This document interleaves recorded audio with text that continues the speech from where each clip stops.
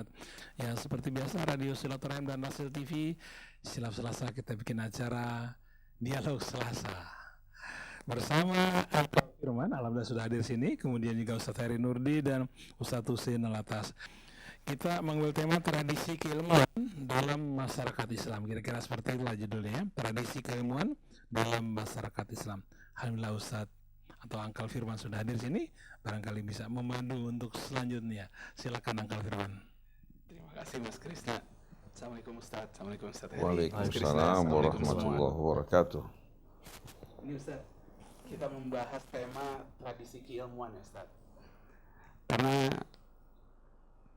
kadang-kadang di Indonesia ini kan kita belajar agama kata siapa gitu ya Ustaz ya, nggak tahu basicnya. Atau kalau zaman dulu lebih kental, jangan begitu, kenapa nggak boleh? Pamali, udah selesai. Kalau udah keluar kata pamali itu kata kunci itu Ustaz, nggak bisa diutak-atik lagi. Kalau sekarang misalnya dikasih tahu A, kita tanya basicnya apa? Ustadz ini yang ngomong kayak gini, nggak bisa dikomplain. Jadi kita bingung Ustadz mendebatnya itu. Jadi sebetulnya bisa nggak sih Ustadz dihubungkan antara sains modern dengan Islam dan sains modern dengan pembuktian Islam itu Ustaz? A'udzu billahi minasyaitonir rajim. Bismillahirrahmanirrahim. Alhamdulillahilladzi hadana lil islami wal iman wa ja'alana min ummati nabiyyina Muhammadin sallallahu alaihi wa alihi wasallam. Wa nas'alullaha tabaraka wa ta'ala an yuthabbitana alal imani wal islam wa an yaj'alana jami'an minal mu'tasimina bihablih ad-da'ina ila siratillahil mustaqim. Amma ba'du, ikhwan akhwat pendengar dan pemirsa Radio Silaturahim yang dirahmati Allah Subhanahu wa taala. Apabila kita perhatikan tradisi beragama di tengah-tengah masyarakat Islam, kita akan temukan berbeda sekali. Tradisi beragama di tengah-tengah masyarakat Islam, baik itu di Timur Tengah, demikian pula di negara kita.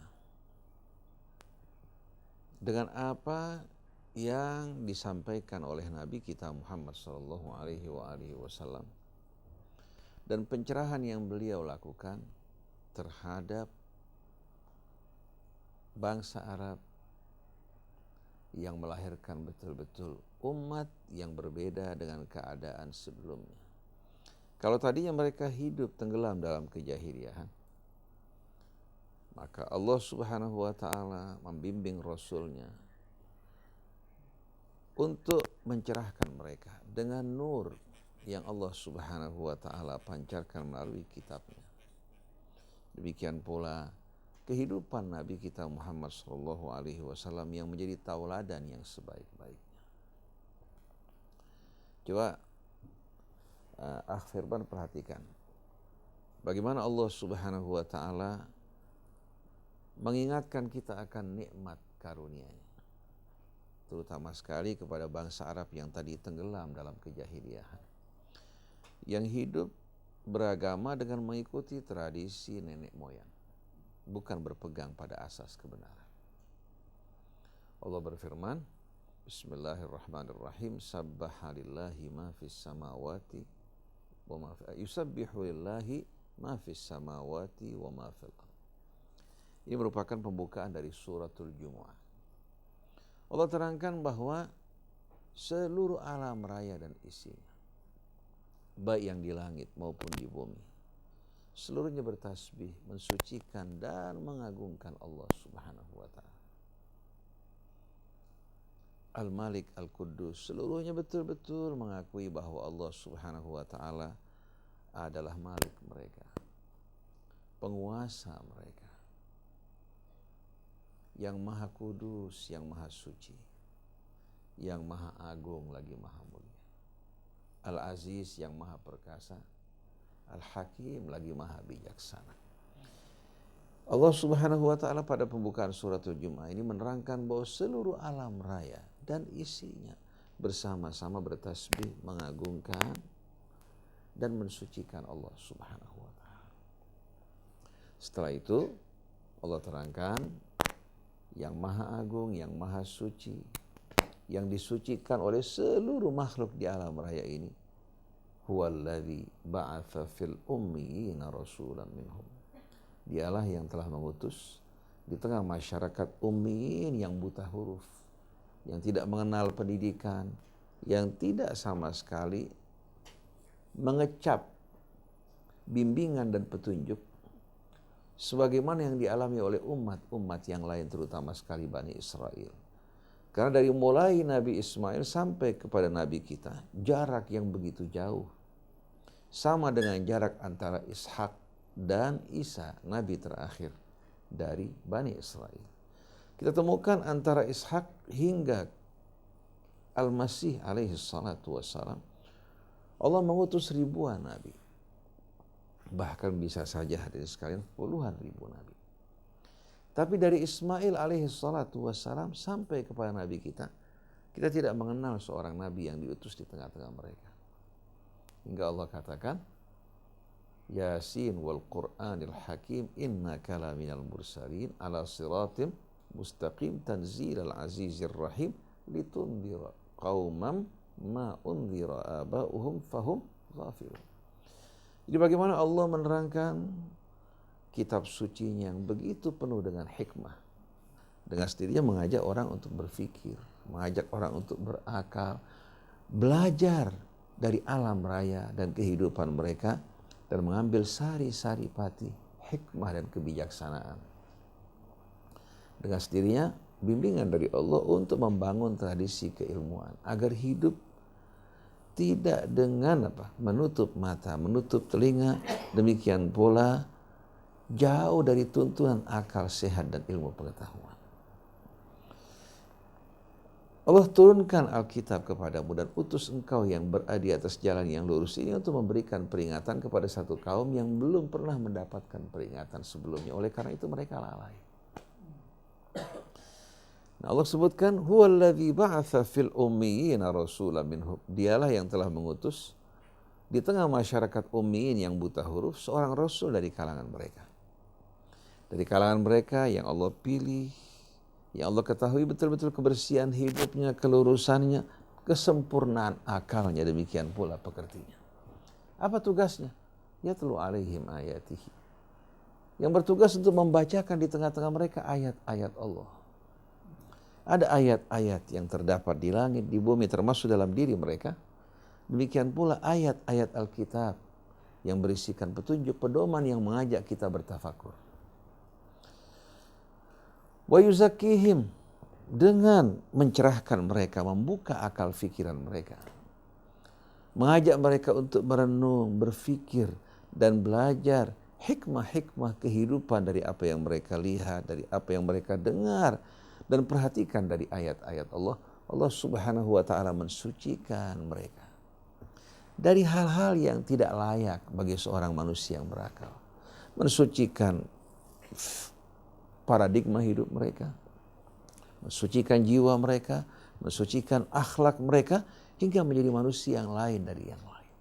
Kalau sebelumnya mereka terkungkung oleh tradisi jahiliyah, begitu datang Al-Quran, begitu Rasul diutus di tengah mereka, Rasul mengeluarkan mereka dari kegelapan menuju kehidupan yang terang benderang.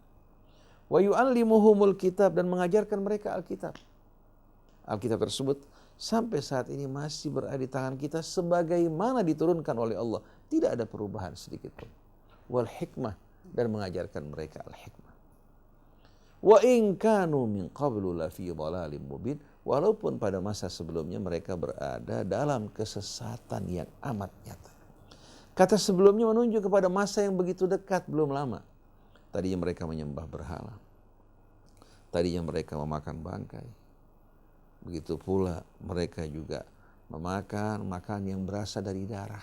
Yang semuanya merupakan hal yang merugikan dan berbahaya bagi manusia. Dengan mudah mereka terbakar oleh asabiyah, fanatisme jahiliyah, mengobarkan peperangan, menumpahkan darah, dan menginjak-injak martabat manusia. Demikian pula Allah mengangkat bangsa Arab yang tadinya memandang perempuan hanya sebagai pemuas nafsu. Allah tempatkan mereka di tempat yang mulia sebagai ibu yang haknya begitu besar, bahkan 3 kali hak kedudukan seorang ayah. Sebagai istri mendapatkan wasiat langsung dari Allah, wa ashiruhunna bil ma'ruf. Nabi mengingatkan istausu bin nisa'i khaira, yang tadinya disepelekan, wanita mendapatkan kehormatan yang tak terhingga. Sebagai anak, bagaimana Rasulullah mengingatkan kita bahwa seorang kalau memiliki 3 putri dijaga dengan sebaik-baiknya, dididik, diarahkan ke arah yang benar hingga berumah tangga, akan menjadi pembuka pintu surga baginya. Sahabat bertanya, bagaimana kalau 2? Rasulullah katakan walaupun 2. Bagaimana kalau 3? Kalau 1? Walaupun 1. Artinya sebagai ibu, sebagai istri, sebagai anak, wanita mendapatkan kedudukan yang begitu mulia, bukan lagi sebagai pemuas nafsu, tapi satu sama lain menjadi apa? Menjadi penyempurna dan pelengkap. Hunna libasul lakum wa antum libasul lahum. Bandingkan dengan kondisi masyarakat jahiliyah dulu. Bahkan bandingkan dengan wanita di tengah masyarakat barat. Mereka menjadi permainan. Walaupun dengan nama-nama yang begitu indah, artis, model, tapi kesian pada saat mereka cantik, mereka menawan, dan bisa dijual belikan, mereka menjadi cover majalah, menjadi bahan dan buah bibir pembicaraan. Jadi begitu mereka rentah, tua, tak berdaya, saksikan sebahagian dari mereka masuk pusat rehabilitasi moral. Ada yang bunuh diri. Ada yang bunuh diri. Contohnya Elizabeth Taylor, artis 3 zaman, bagaimana nasibnya. Begitu pula Marilyn Monroe. Pada masa akhir-akhir hidupnya, dia menangis menyesal. Kalau dapat memutar jarum jam ke belakang, dia akan hidup sebagai wanita biasa, sebagai istri, sebagai ibu, dan manusia yang terhormat. Sampai saat ini tidak dirasakan semua ini bagi masyarakat barat yang dianggap memperjuangkan hak asasi manusia. Kalau mereka menolak tuntunan kehidupan yang terhormat dalam Islam sebagai istri, tapi kehidupan liar dan free sex di tengah-tengah mereka yang mereka paparkan tanpa malu-malu dan mereka lakukan, wal-iyadzubillah. Apakah ini yang namanya kehormatan dan kemanusiaan? Mereka menyerang Islam karena membolehkan poligami bagi yang mampu untuk berlaku adil dan bertanggung jawab. Di saat seorang berpoligami, bertanggung jawab dan bebannya akan semakin berat. Dan dia bertanggung jawab di hadapan Allah, bertanggung jawab juga di hadapan hukum di saat dia berlaku tidak adil. Tapi di barat, laki-laki dapat berganti-ganti pasangan. Wanita juga dapat berganti-ganti pasangan. Walaupun status sebagai apa? Sebagai suami atau sebagai istri. Tanpa ada tanggung jawab. Mereka lebih suka makan kotoran di luar daripada mereka menjadi pria yang bertanggung jawab atau istri yang menjaga kehormatan dan kesucian. Ini jelas, wa yu'allimuhumul kitaba wal hikmah wa in kanu min qablu la fi dhalalim mubin. Begitu pula Allah gambarkan bagaimana Rasulnya. Qad ja'akum minallahi nurun wa kitabum mubin. Telah datang kepada kalian dari sisi Allah nur dan kitab yang memberikan penerangan. Rasulullah sebagai nur di tengah-tengah masyarakat. Al-Quran sebagai pedoman hidup. Antara Rasul dan Al-Quran tak dapat dipisahkan satu dengan lainnya. Apa yang dijalankan Rasul adalah refleksi dari tuntunan Al-Quran. Oleh karena itu, kalau ada riwayat-riwayat yang tidak sesuai dengan Al-Quran, akal, ilmu, kebijaksanaan menolak untuk dapat menerimanya. Kalau kita menerima apa yang bertentangan dengan Al-Quran, sama saja kita beranggapan Rasul punya wewenang untuk apa? Untuk meralat, merevisi, mengubah Al-Quran. Padahal Rasul sendiri diperintahkan Allah untuk mengatakan, Qul ma yakunu li an ubaddilahu min tilqa'i nafsi in attabi'u illa ma yuha ilaih. Katakan, saya tidak punya wewenang untuk mengubah Al-Quran sebahagiannya, ya, ataupun seluruhnya, sekehendak hati saya. Saya hanya Rasul yang mengikuti apa yang diwahyukan kepadaku. Jadi kita diajak berpikir, di saat kita membaca cerita riwayat mengenai beliau, atau yang dikatakan sebagai hadis maupun sudahnya, kita tidak terima begitu saja. Kita kembalikan kepada Al-Quran. Ini sesuai dengan tuntunan Quran, sesuai dengan tuntunan Rasul, dan tuntunan akal. Yang menempatkan Nabi sebagai Rasul, bukan sebagai tandingan Allah. Oleh karena itu Allah katakan qad ja'akum minallahi nurun wa kitabum mubin. Yahdi bihillah. Allah akan berikan petunjuk dengan kitab dan cahaya tadi. Manittaba'a ridwana, yang mau mengikuti keridhaan Allah. Karena orang yang mengikuti hawa nafsunya, orang yang dibutakan mata hatinya, begitu pula telinganya untuk menerima kebenaran. Tapi yang mengikuti keridhaan Allah, walaupun kebenaran bertentangan dengan nafsunya, dengan kebiasaannya, pasti dia akan terima. Kemudian, wa yukhrijuhum minadh-dhulumati ilan nuri bi'idzni. Allah akan keluarkan mereka dari kegelapan yang berlapis-lapis di tengah-tengah kehidupan manusia, dengan izin Allah. Allah akan pilih siapa orang-orang yang hatinya bersih, mau menerima kebenaran, dari kegelapan menuju kehidupan yang terang benderang. Bukan sebaliknya, dari suasana yang terang benderang menuju kehidupan yang gelap gulita, seperti yang kita jumpai saat ini. Wa yahdihim ila siratil mustaqim, dan Allah tunjukkan mereka ke jalan yang lurus. Oleh karena itu Allah perintahkan Rasulnya untuk mengumumkan pada akhir surat Yusuf, mengumumkan kepada umat manusia, qul hadhihi sabil. Katakan, ini jalanku wahai Rasulullah. Ad'u ilallah. Aku mengajak kepada Allah. Rasul bukan mengajak kepada dirinya.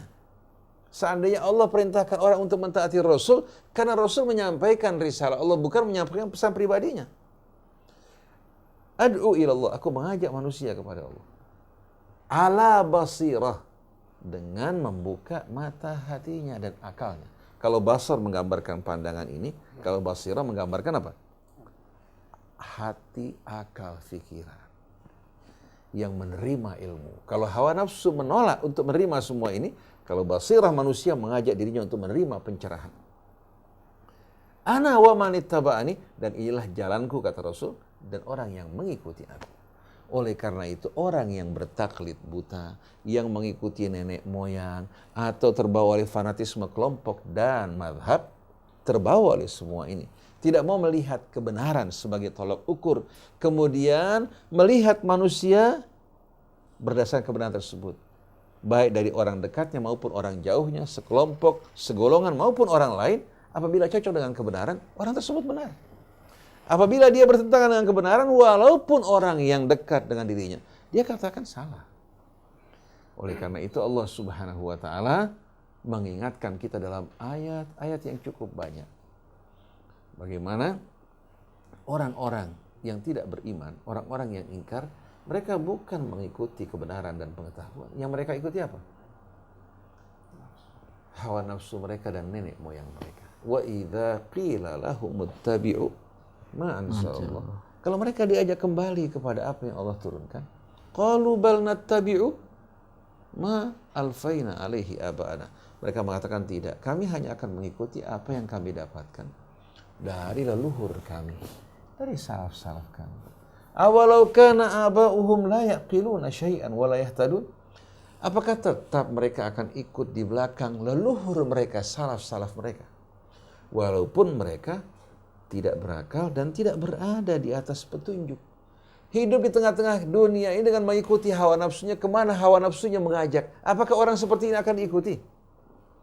Dalam ayat yang lain, dalam surat Luqman, kalau tadi dalam Al-Baqarah, wa idza qila lahum ittabi'u ma anzalallah, apabila diajak mereka untuk kembali kepada apa yang Allah turunkan, qalu bal nattabi'u ma wajadna alaihi aba'ana. Mengatakan tidak, kami hanya akan mengikuti apa yang kami dapatkan dari leluhur kami. Awalau kana syaitanu yad'uhum ila adzabis sa'ir. Apa tetap mereka akan ikut di belakang leluhur mereka, walaupun syaitan mengajak mereka menuju api neraka sa'ir. Jadi kita sebagai orang yang beriman dididik oleh Allah untuk menjadi orang yang berakal. Ketika orang-orang musyrik mempersekutukan Allah, menyembah selainnya, apa kira-kira argumentasi yang Allah ajarkan pada Rasulnya untuk mengkritik, menentang, dan menyanggah semua cara kehidupan beragama mereka? Allah dalam surat Al-Ahqaf berfirman, qul ara'aytum ma tad'una min dunillah. Katakan pada mereka, wahai Rasulullah, tunjukkan, terangkan padaku apa yang kalian sembah selain dari Allah. Madza khalaqu minal ardh. apa yang telah mereka ciptakan dari bumi ini. Punya andil menciptakan gunung atau sungai, ya, atau katakan lautan. Am lahum syirkun fis samawat, atau mereka punya andil dalam penciptaan langit. Ituni bi kitabim min qabli hadza wa aw atharatin min ilmin in kuntum shadiqin. Tunjukkan ke hadapanku bukti-bukti kebenaran kalian.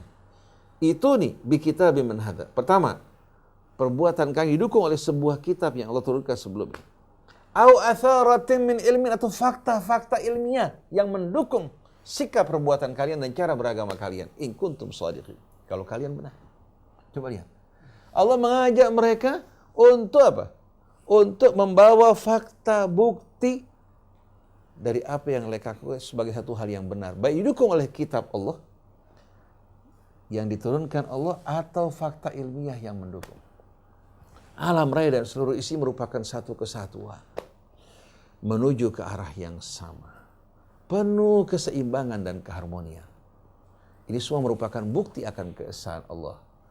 Oleh karena itu, Allah berfirman, wa minan nasi man yujadilullaha bighairi ilmin wala hudan wala kitabim munir.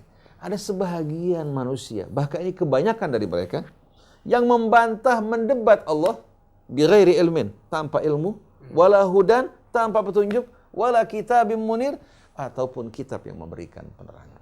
Maka sebagaimana yang pernah kita sebutkan, ceritakan mengenai ucapan Imam Ali alaihi salatu wassalam. Ucapan beliau ini seharusnya menjadi apa? Menjadi pedoman pertama-tama bagi orang yang mengaku sebagai pengikutnya. Yang mengaku sebagai pengikut beliau harus menjadi pegangan pedoman buat mereka. Karena apa? Karena banyak di antara orang yang mengaku sebagai pengikut beliau, tapi kalau kita lihat pola pikir mereka, cara hidup mereka, betul-betul jauh dari tuntunan Imam Ali yang mengajak mereka berpikir dan berakal. Beliau mengatakan innal haqqa wal batila la yu'rafani bi aqdarir rijal. Hak dan batil jangan sekali-kali diukur dengan kedudukan manusia. Siapapun dia. I'riful haqq ta'rif ahlah. Pelajari kebenaran, kamu akan tahu siapa orang yang benar. Wa'rifil batil ta'rif ahlah. Pelajari kebatilan, kamu akan tahu siapa orang yang batil. Jadi kalau yang melakukan kebatilan, katakan seorang tokoh, seorang pemuka beragama yang hafal Quran, tetap kita katakan batil. Jangan karena dia melakukan umpamanya seorang alim, ulama, atau seorang habib, bawanya kiai, minum minuman keras. Lalu masyarakat bilang, itu yang diminum susu, bukan minuman keras. Kita diuji sebetulnya pada saat melihat hal tersebut. Ini perbuatan syaitan. Ini wal'iyadzubillah dajjal yang menjerumuskan umat ke dalam kesesatan. Dan saya dari mulai masa kecil berhadapan dengan kondisi seperti ini. Orang-orang yang sesat, orang-orang yang bobrok dan rusak, karena dia ulama, karena dia kiai, karena dia habib, orang melakukan pembenaran terhadap perbuatan. Jadi kita lihat bagaimana kita terjerumus ke dalam kejahiliahan, kembali ke dalam kesyirikan, setelah Allah mengeluarkan kita melalui kitab dan Rasulnya menuju pencerahan yang amat indah. Jadi kesimpulannya Mas Iman, begitu pula Ustadz Heri, bahwa Allah mengajak kita untuk betul-betul berakal, berfikir, dan tidak mengikuti sesuatu tanpa dasar. Dengan tegas dalam suratul Isra, wala taqfu ma laisa laka bihi ilmun. Jangan pernah sekali-kali kamu mengikuti sesuatu tanpa dasar ilmu. Kalau baru dugaan, baru hipotesa, teori, katanya dan riwayat, itu bukan ilmu. Oleh karena itu, ulama sepakat bahwa hadis-hadis ahad tidak melahirkan ilmu, hanya melahirkan dugaan. Karena apa? Karena beritanya saja masih bersifat ahad yang meragukan. Bagaimana mungkin bisa menjadi dasar ilmu? Dan kalau memang dia menunjukkan ilmu, kenapa terjadi perbedaan di antara para ulama yang merujuk kepada hadis-hadis ahad? Oleh karena itu, ilmu itu sesuatu yang hak, yang pasti, yang tidak mengandung multitafsir dan ada perbedaan. Jadi jangan sekali-kali kamu mengikuti sesuatu tanpa dasar ilmu. Kenapa ya Allah? Inna sam'a wal basara wal fu'ada kullu ulaika kana anhu mas'ula. Sesungguhnya pendengaran, penglihatan, begitu pula hati, akal, fikiran kita akan berdiri di hadapan Allah untuk mempertanggungjawabkan sikap kita. Nah, yang menjadikan kalau kita jumpai ulama yang berilmu tapi bicara bertentangan dengan ilmu mereka. berbicara bertentangan dengan ilmu mereka. Nah ini bukan hanya di tengah-tengah kalangan insinyur atau kalangan pejabat, ulama juga sama. Orang yang berilmu tahu satu bangunan, katakan tadi dari 7 tingkat fondasinya sesuai dengan ketentuan konstruksi kan, dikurangi sama dia. Dia khianati ilmunya nggak? Begitu selesai bangunannya diundang ulama, kiai, ustadz, habib baca doa perdana. Kira-kira akan menjaga nggak? Takut rubuh, Ustaz. Nggak menjaga kan? Begitu datang gempa runtuh, lalu orang-orang bilang apa? Kok kenapa yang dibangun orang Islam pakai doa lagi? Pakai zikir, undang kiai, habaib, ulama, kok rubuh? Bangun orang kafir nggak rubuh. Kenapa? Bangun orang Islam dibangun dengan khianat, sedangkan orang kafir dibangun dengan apa? Jadi jangan salahkan orang kafir, dia kafir dalam keyakinannya, tapi apa yang dilakukan sesuai dengan konstruksi dan persyaratannya, itu merupakan kebenaran. Oleh karena itu tol Jagorawi yang dibangun semua orang Korea. Orang Korea kan bukan orang-orang yang seiman dengan kita kan? Iya. Lebih baik daripada yang dibangun oleh apa? Oleh orang-orang Islam yang berbumbu pengkhianatan dan kebohongan. Markup sana, markup sini, kurangi sana, kurangi sih. Nah ulama juga banyak. Begitu ada pesanan untuk memberikan dukungan, keluar ayat-ayat hadis-hadis. Yang unik, sebelumnya dia menafsirkan ayat berbeda dengan apa yang ditafsirkan pada hari ini. Tergantung pesanan. Oleh karena itu ada sebuah kisah di Al-Azhar di Mesir. Ada seorang syekh hafidh Quran menjadi mursyid, pembimbing untuk orang menulis disertasi doktora. Sekali waktu dia ditanya mengenai fatwa. Dia bilang, ente awiz. Bahasa Mesir awiz itu mau artinya. Ente mau apa? Mau halal wal haram. Anak indi adillah tuh. Saya punya dalilnya. Jadi ente mau halal, mau haram. Anda punya dalilnya. Begitu juga kalau seandainya katakan partai politik atau katakan calon-calon yang bakal didukung untuk menjadi pilgub atau menjadi apa? Presiden.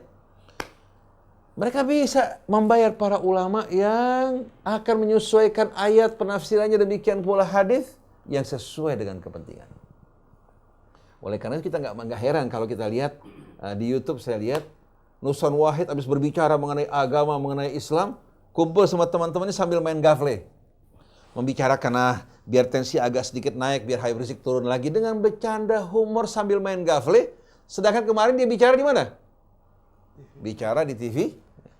Kita saksikan bagaimana soal dia merupakan seorang tokoh agama yang punya otoritas untuk menafsirkan ayat-ayat Allah Subhanahu wa taala. Betul enggak? Jadi kalau kita lihat, jangan lihat kebenaran karena dia seorang ahli tafsir terkemuka. Karena dia seorang kiai atau habib. Atau karena dia katakan Ustadz Hussein.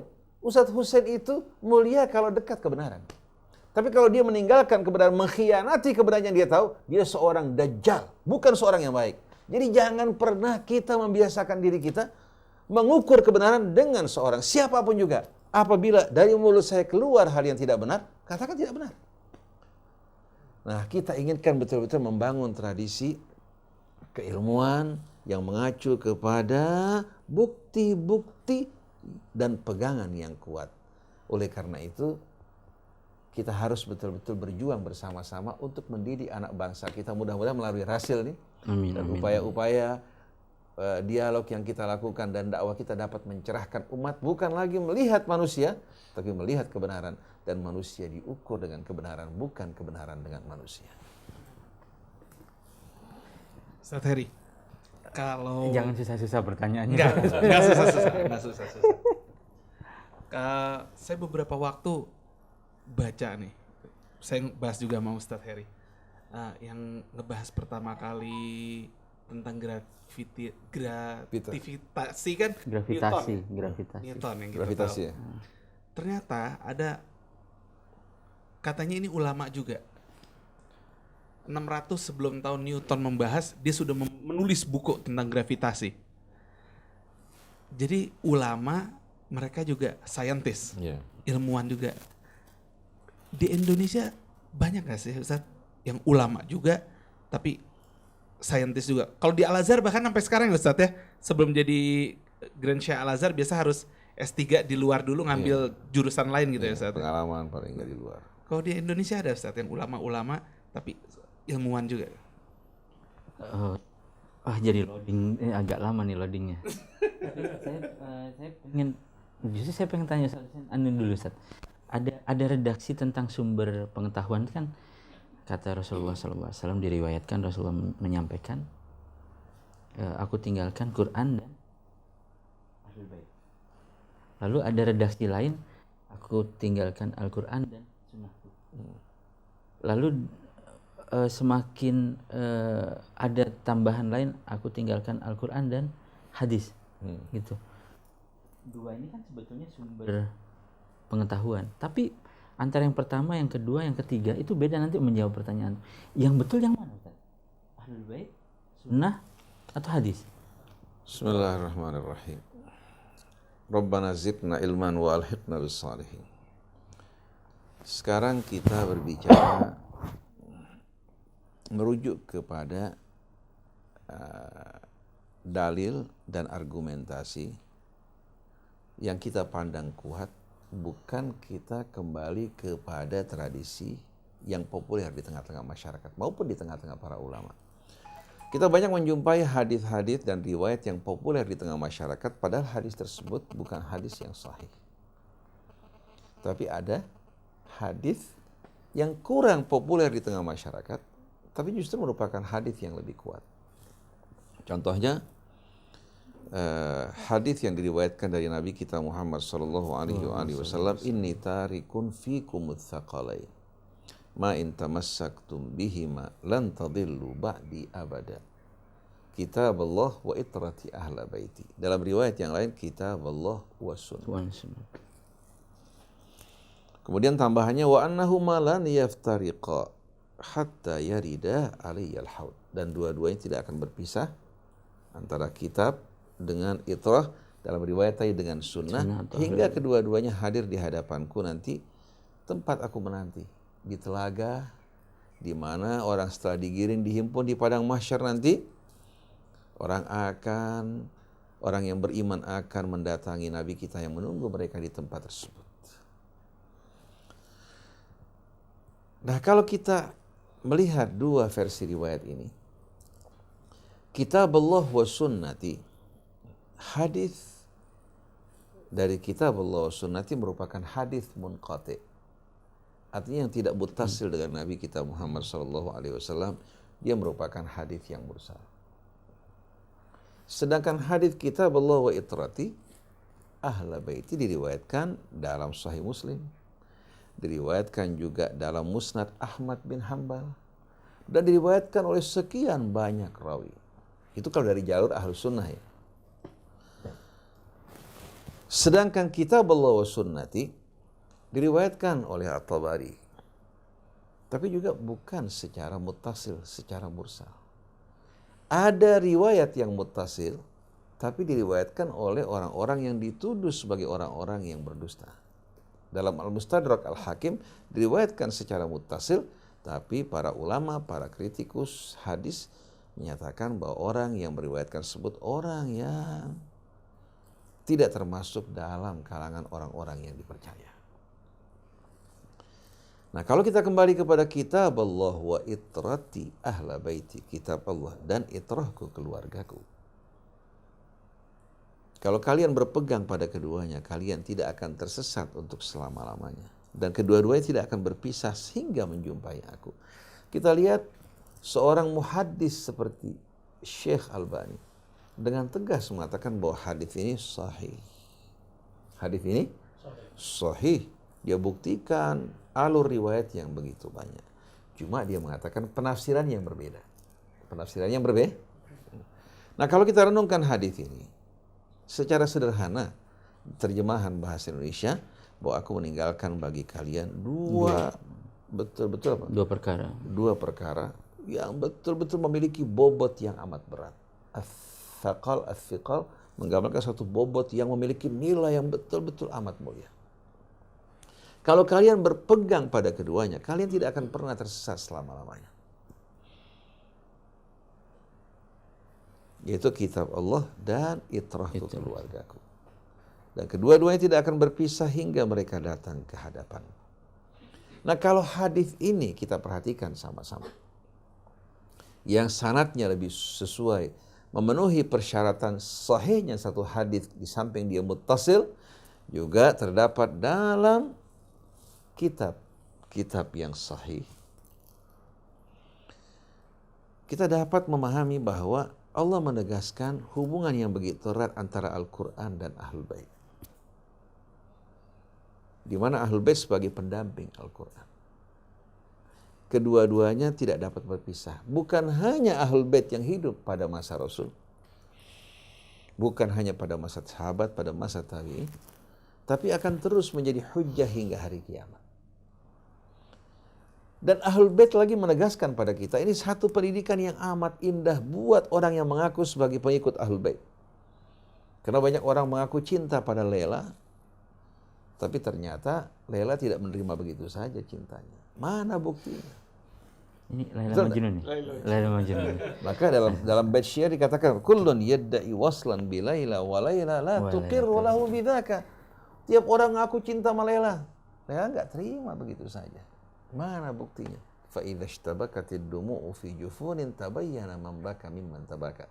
Tapi begitu berpisah dengan Laila, yang tubuhnya kurus, air matanya berlinang-linang, berduka, bersedih, akan terlihat siapa yang nangis dan siapa yang pura-pura nangis, siapa yang cinta dan siapa yang palsu cintanya. Begitu pula cinta kepada Allah, cinta kepada Rasulnya, cinta pada keluarganya, cinta pada kitabnya, cinta pada Islam, kalau tidak dibuktikan melalui loyalitas, berarti bohong. Betul enggak?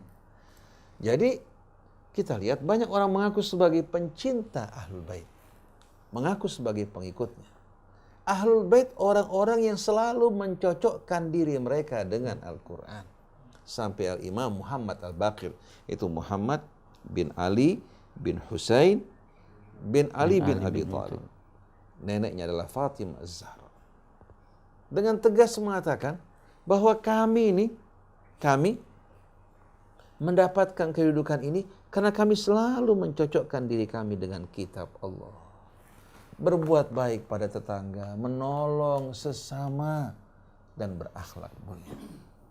Ini bukan karena mereka keluarga Rasul lalu mendapatkan kemuliaan begitu, tidak. Justru karena menjaga. Karena mereka menjaga, karena pesan dari Rasul maupun dari Imam Ali sendiri sebelum meninggal, Allah jaga kitab Tuhan kalian. Rasul tidak meninggalkan warisan yang lebih mulia daripada Al-Quran untuk kalian. Jangan biarkan orang lain mendahului kalian dalam mengamalkan Al-Quran. Oleh karena itu, dengan tegas para Ahlul Bait turun-menurun. Kita nggak bicara pengikut. Pengikut belum tentu sama dengan yang diikuti. Para imam Ahlul Bait dengan tegas mengatakan, idza rawaitum an Rasulillahi wa anna.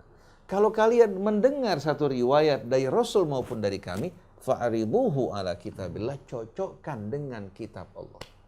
Fama wafaqahu fakhudhu, yang cocok ambil, wa ma khalafahu fatrukuh, yang enggak cocok buang jauh-jauh. Li'anna la naqulu ma yukhalifu kitaballah, karena kami enggak mungkin mengucapkan sesuatu yang bertentangan dengan kitab Allah.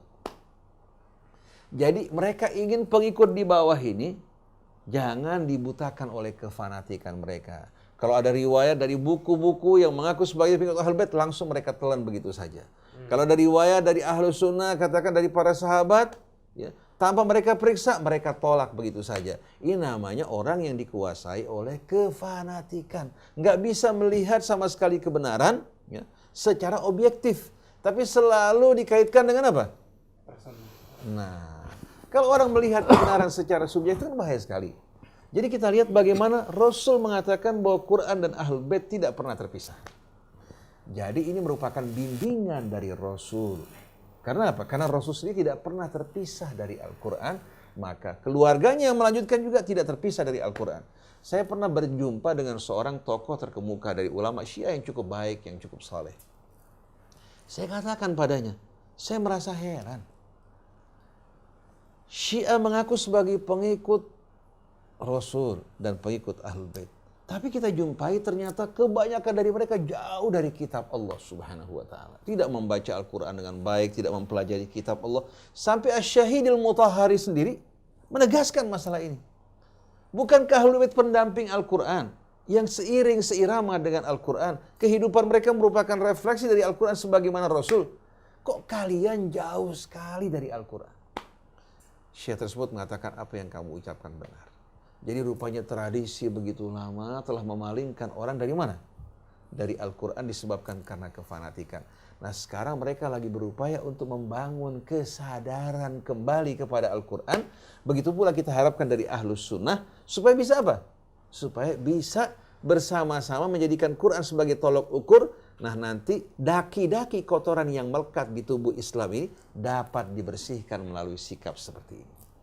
Jadi kalau bicara mengenai kitab Allah wa sunnati, kitab Allah wa itrati, kalau kita perhatikan dari sisi sanad, itu merupakan apa? Itrati. Lebih kuat itrati. Tapi kalau kita kembalikan kepada makna sunnah, sunnah sebagaimana kita tahu merupakan refleksi kehidupan Rasul. Betul tidak? Begitu pula Ahlul Bait juga kehidupan mereka merupakan refleksi dari mana? Dari Al-Quran. Jadi sebetulnya dari sisi makna dapat disatukan. Asal jangan diartikan sunnah dengan hadis. Karena kalau hadis kita jumpai carut marut, ada yang sahih, ada yang dhaif, ada yang maudhu, dan banyak hadis-hadis yang kita jumpai bertentangan dengan kitab Allah. Tapi kalau sunnah tidak mungkin bertentangan dengan kitab Allah. Jadi bukan hanya dilihat dari sisi mata rantai sanadnya saja, kandungan isinya betul-betul sesuai dengan Quran yang tidak mungkin dapat dipisahkan. Rasul dengan Al-Quran, Ahlul Bait dengan Al-Quran. Oleh karena itu orang kalau mengaku sebagai pengikut Ahlul Bait tapi jauh dari Quran, bohong. Begitu juga sahabat Nabi kita Muhammad SAW yang mendapatkan pendidikan dari Rasul hingga mereka betul-betul berpegang pada Al-Quran sampai Abu Bakar, Umar, Uthman, Ibnu Mas'ud dan lain-lainnya. Bagaimana mereka melarang orang mengumpulkan hadis, betul-betul mengajak orang kembali kepada Quran, bahkan dari ketelitian beliau. Kalau ada orang meriwayatkan hadis sahabat Nabi, langsung dipanggil, mana saksimu? Diminta saksi 2 orang. Kalau sahabat saja diminta kesaksiannya, masa sekarang kita gampang-gampang telan hadis begitu saja? Apalagi hadis yang dikumpulkan ini setelah 200 tahun Nabi wafat. Sedangkan yang langsung berjumpa dengan Rasul, diminta untuk membawa saksi, kalau tidak, Sayyidina Umar pernah mengancam untuk mencambuk diri. Coba antum bayangkan. Artinya bagaimana mereka menjaga Al-Quran. Sampai Abu Bakar As-Siddiq radhiyallahu anhu dalam satu riwayat mengatakan, saya jumpai kalian berbeda-beda dalam meriwayatkan hadis dari Rasulullah. Orang yang datang setelah kalian pasti akan lebih tajam lagi perbedaannya. Maka hendaklah kalian kalau orang bertanya kembalikan pada kitab Allah. Orang semakin jauh dari kitab Allah, semakin banyak pertentangan dan perselisihan. Seperti ini, contohnya Mas Heri. Ada orang menyelup sarung. Menyelup pabrik sarung mencelup sarung. Setelah kelar, mereka sebarkan. Ya. Tadinya, waktu mencelup pertama kali dengan tolak ukur warna yang sudah ada. Nah, waktu mereka mencelup kedua kalinya, berbeda. Mereka celup dengan sarung yang telah ada. Bukan dengan yang sebelumnya. Akhirnya apa? Mulai warnanya berkurang. Nah, waktu ketiga kalinya mereka celup dengan sarung yang mana? Yang kedua, bukan yang pertama. Lama-kelamaan akhirnya apa? Warnanya semakin berkurang sedikit demi sedikit. Betul enggak? Seperti banyak guru-guru di saat mengajarkan jurus-jurus silat, sebagian jurus disembunyikan. Karena takut kalau muridnya mengalahkan gurunya kan. Nah juga banyak hal seperti ini terjadi. Kalau seandainya Ustadz Heri, kita dari ujung nih kemari, kita mengambil garis lurus dari ujung ke ujung. Kita ukur, ya. Kemudian setelah itu kita membuat garis. Ambil benang dari ujung ke ujung. Kira-kira lurus nggak? Tapi kalau kita ambil penggaris dari ujung, kita ukur, ya. Setelah itu penggarisnya pindah lagi mana lagi? Sedikit demi sedikit. Hasil lurus nggak? Bisa bengkok. Bengkok pasti. Betul nggak? Sebagaimana mata kita kalau mau menggunting bahan hanya dengan pandangan mata saja, pasti bengkok.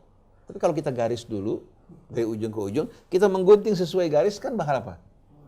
Nah begitu juga sekarang, orang Islam ini, di saat mengukur sesuatu dari ujung sana sampai kemari, dari mulai masa Rasul, dia menggunakan penggaris. Pertama pakai sahabat, setelah itu pakai bukan kembali ke sahabat enggak? Tabi'in. Setelah itu dari tabi'in, tabi'in. Kemudian dari mulai kiai yang di ujung sampai yang di bawah, diukur dari sana, berusaha untuk sampai ke atas, tapi ngukur sama yang terdekat. Waktu ditarik garis lurus nggak ketemu. Enak banget analoginya nih, enak banget. Betul, kenyataan begitu memang. Nah, sekarang saya baru mau menjawab pertanyaan Uncle Firman. Tadi Ustadz Husain memberikan pondasi yang kokoh tuh bahwa satu Al-Quran, kedua semua akhlak harus dicocokkan. Kalau nggak sesuai, gugur tuh. Nah, ada ilmu pengetahuan dan ada rujukan. Itu penting banget. Misalnya contohnya gini, Mas Krisna, Uncle Firman dan Ustadz Husain ya. Kita baca Das Kapital. Saya ingat baca saya Das Kapital itu kenal karya itu mungkin umur 15 tahun kali Ustaz. Membaca Karl Marx gitu. Dan anak saya sekarang Eros lagi demen buku-buku yang komunis kiri gitu, miring-miring gitu. Nah, oke. Ya nggak apa-apa, sebagai pengetahuan boleh tuh. Pengetahuan, tapi tetap Al-Quran tuh harus jadi bekal. Nah, ada satu buku judulnya The Intellectual, karya Paul Johnson. Paul Johnson ini salah satu penulis dan intelektual konservatif di Amerika. Dia meneliti dan melakukan riset terhadap penulis-penulis besar Ustaz, yang menjadi rujukan dunia pengetahuan, bagaimana mereka menjalankan dan hidup sehari-hari. Misalnya Karl Marx gitu. Karl Marx itu menulis magnum opusnya yang namanya Das Kapital itu hampir nggak mandi selama 2 tahun di perpustakaan British. Antum paling lama nggak pernah mandi berapa lama? Nggak mandi sehari aja gerah. Ini gaya hidup. Ini 2 tahun nggak mandi. 2 tahun. Dalam keadaan mabuk. Mabuk lagi? Sering dalam keadaan mabuk. Kemudian dalam kondisi ekonomi yang berhutang sangat tinggi. Ini mempengaruhi jiwanya. Pasti. Kalau Ustaz tadi menyampaikan apapun yang terjadi dalam kehidupan pasti akan mempengaruhi hasil intelektualitas. Lalu kemudian dia melahirkan pemikiran. Dia hidup tuh disupport oleh sahabatnya. Engels. Utangnya dibayarin, biaya hidupnya ditombokin, keperluan-keperluannya dia disupport. Dengan kayak begini, lalu kemudian dia melahirkan satu karya intelektual yang akhirnya menjadi rujukan manusia di seluruh dunia tentang ekonomi sosialis. Yang menggambarkan kondisi jiwanya yang sakit diikuti oleh orang-orang sehat. Kira-kira boleh nggak gitu? Kira-kira bisa nggak? Apakah terpisah hasil intelektual itu Mustahil. dengan akhlak? Mustahil. Jadi itu satu. Kedua, antum pernah baca, nanti kita korek Ustadz Husain soal Laila Majnun tadi ya. Antum pernah baca Hans Christian Andersen? Iya. Masih kecil bacaan kita tuh. Betul. Wow, bacaan kita. Itik buruk rupa yang menggambarkan itik yang tidak confident karena dia lebih jelek dari itik-itik yang lainnya. Itu penggambaran dirinya Hans Christian Andersen. Yang kurang pede. Ustaz. Menggambarkan sosok Hans Christian Andersen sendiri dalam bentuk potongan-potongan kisah pada cerita anak yang dia tulis. Yang berusaha untuk membangkitkan rasa pedenya dia. Kamu tahu Hans Christian Andersen ini homoseksual. Homoseksual lagi? Homoseksual. Allah ya. Mungkin nggak percikan itu muncul di karyanya? Pasti muncul. Sangat mungkin. Dan karya ini dibaca oleh seluruh anak di dunia. Berpengaruh nggak? Sangat berpengaruh. Sudah ada contohnya belum? Ada. Banyak. Nah, oke, saya sebutin satu lagi. Ernest Hemingway. Old Man and the Sea. Kisah-kisahnya luar biasa heroik tentang Perang Dunia Pertama dan Kedua dan Pertama. Pengaruhnya, sastranya luar biasa. Dan dia seorang pezina. Lalu kita belajar potongan moral dari dia. Yang ditawarkan moral. Yang ditawarkan wisdom, yang ditawarkan kebijaksanaan, keluasan berpikir. Mungkin nggak? Itu ibaratnya tadi kata satu saya ngambil garis pakai penggaris tapi ikuti yang berikut Itu yang disampaikan ada kemungkinan kebenaran. Oh iya. Kalau ini gimana? Jelas-jelas. Ini baru dari orang-orang yang kita representasikan sebagai sumber ilmu pengetahuan ya. Belum, kalau saat tadi kan sudah memberikan patokan besar, ada Quran, ada Itroti yang harus disesuaikan dengan Quran. Oh, udah clear banget itu, patokannya udah clear, tidak ada no question mark. Bagaimana dengan orang-orang, misalnya contohnya kalau mau ke Indonesia sendiri, Hairil Anwar, gaya hidupnya Hairil Anwar yang melahirkan puisi-puisi histori dan heroik itu, gimana gaya hidupnya? Kontroversial sekali, sangat kontroversial. Kumpulnya di tempat prostitusi, keluar masuk tempat situ. Kita tidak ingin menggugat sejarah, tidak. Tapi makanya dia mengatakan, aku manusia jalan. Aku binatang jalan. Binatang jalan. Aku binatang jalan. Saya bilang, wah luar biasa ini ungkapan ini. Tapi di sisi lain, Ustaz, kita pernah mendapatkan sejarah bahwa Pramudia Anantatur itu dulu pernah halakoh dan menjadi murid likoknya Nasir. Dia mencatat, menjadi notulen apa yang disampaikan oleh Pak Nasir dalam pengajian-pengajian. Pramudia Anantatur yang dikategorikan sebagai penulis kiri, berpaham komunis. Saya pernah bertemu dengan Pramudia Anantatur. Lalu dalam peristiwa itu Pramudia mungkin ekonominya sedang dalam masalah, ujiannya sedang ujian finansialnya sedang berat. Dia mengajukan permohonan kepada Pak Nasir, mau membukukan bukunya ini dan dijual. Pak Nasir nggak setuju. Pramudia sangat kecewa dan menarik diri dari dakwah. Jadi ada banyak kisah. Akumulatif ini ya? Iya betul. Akumulatif. Yang dipicu oleh apa tidak tahu, yang memicu siapa kita tidak kenal, tapi membekas dalam kehidupan intelektual masyarakat ini. Betul. Saya ngelihat tulisan suruh break ini jadi agak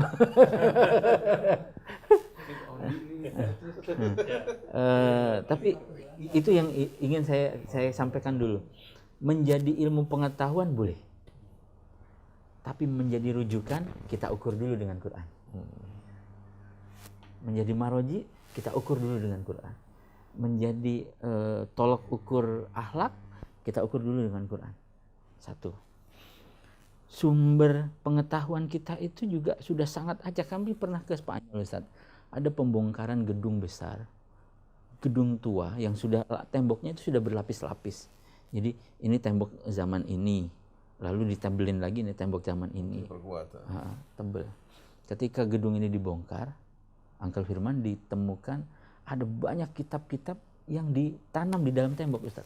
Kenapa? Dan kitabnya berbahasa Arab.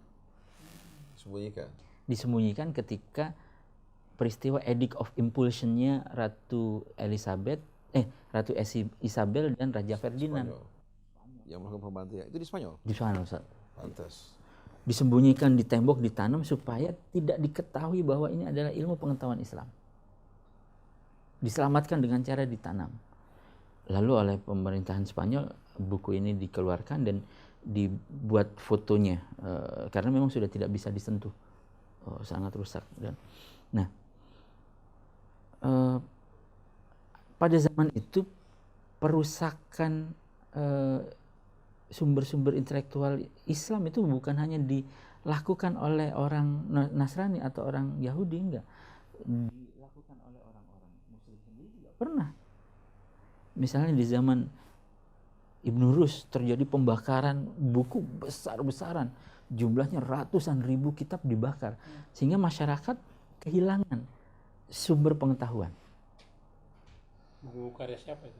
Ulama-ulama semuanya. Termasuk diantaranya di Iran, Asy-Syahid al-Mutahhari itu menulis buku Malhamah Husainiyah, mengkritik berbagai macam tradisi-tradisi yang menghidupkan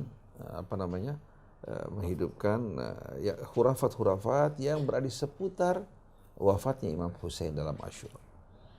Itu kalangan-kalangan fanatik yang biasa mengikuti berita, riwayat tanpa dasar kebenaran, mengumpulkan buku tersebut di tengah-tengah lapang, kemudian mereka bakar. di sisi lain kita juga pernah mengalami sejarah Mas Krisna. Al-Ma'mun mendirikan sebuah perpustakaan sangat besar namanya Baitul Ma'mun. Baitul Hikmah. Baitul Hikmah. Baitul Hikmah ini kerjanya adalah, misalnya Mas Krisna nih diminta datang ke Yunani, ke Greek, ke wilayah barat, mengambil kitab-kitab. Jadi banyak kitab-kitab Aristoteles, Plato itu diselamatkan oleh penulis-penulis muslim. Kerjanya gini, Uncle Firman nerjemahin nih buku Plato. Nanti sama Al-Ma'mun, buku itu ditimbang dengan emas, itu gajinya. Dan tidak ada buku ringan di zaman itu. Semua buku berat. Apresiasi tinggi sekali ya. Kok gitu tulisannya digedein Mas? Nah, iya. Kemudian kita mengetahui bahwa ada asimilasi antara pemikiran Yunani kuno, pemikiran Romawi kuno yang diadaptasi oleh pemikir-pemikir Arab, kumpul jadi satu menjadi kitab-kitab. Karena itu kita crowded sekali kalau membaca manuskrip-manuskrip kuno. Kita Ustadz Husain juga sering menyampaikan ada banyak Israiliyat yang masuk, ada banyak riwayat-riwayat yang tidak kenal, sejarah-sejarah pagan yang masuk ke dalam literatur-literatur Islam. Bisa Itu sejarah. Campur aduk itu ya. Jadi memang perlu ketelitian dalam mengambil sumber rujukan pembelajaran gitu. Ini kita belum sampai Indonesia nih baru. Tapi saya kembalikan ke Mas Krisna, nanti kita jeda sebentar. Jeda dulu ya. Baik, dialog Selasa masih di tema tradisi keilmuan dalam masyarakat Islam bersama Ustaz Heri Nurdi, Ustaz Husain Alatas dan Uncle Firman. Nanti kami kembali setelah yang berikut ini.